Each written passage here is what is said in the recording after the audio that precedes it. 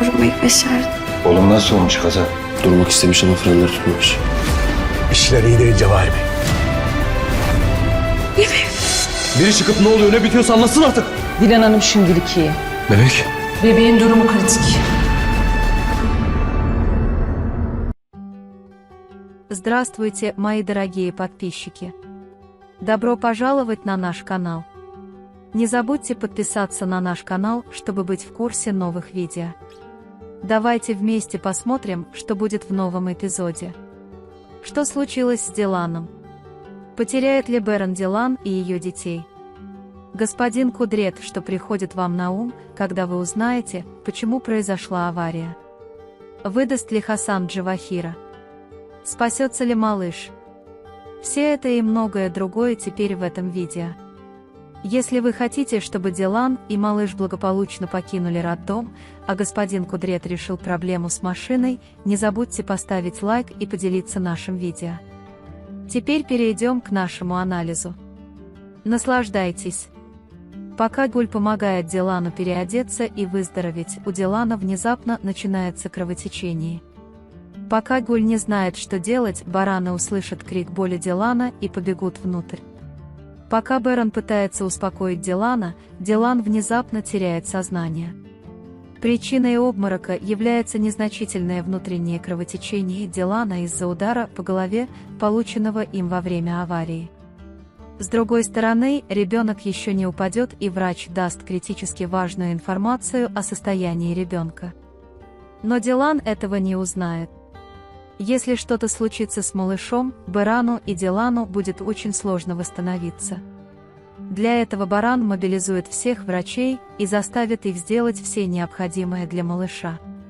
С малышом пока ничего не случится, но Дилану нужно будет постоянно отдыхать. По крайней мере, врач скажет, что малышу следует просто полежать, чтобы преодолеть этот риск. Когда Бэрон расскажет господину Кудрету, что авария произошла из-за того, что не сработали тормоза, он вспомнит о человеке, пришедшем в особняк за водой. Потому что он увидел, как мужчина осматривает машину и выгнал его из особняка. Он подумает о том, что произошло в тот день, и попытается выяснить, кто еще был возле машины. Если Кудрет узнает, что за этим стоит Хасан, возможно, на этот раз он захочет убить его собственными руками. Когда Джавахир получит известие от Хасана о том, что инцидент будет раскрыт, он жестко его предупредит. Но Хасан, если станет известно, что он это сделал, скажет, что Джавахир заставил его это сделать, как бы он ему не угрожал и не предупреждал. Дилану и Бэрону удастся покинуть больницу вместе со своими малышами. Но, как я уже сказала, ей больше не следует утомлять себя ради ребенка, ей придется все время лежать и слушать.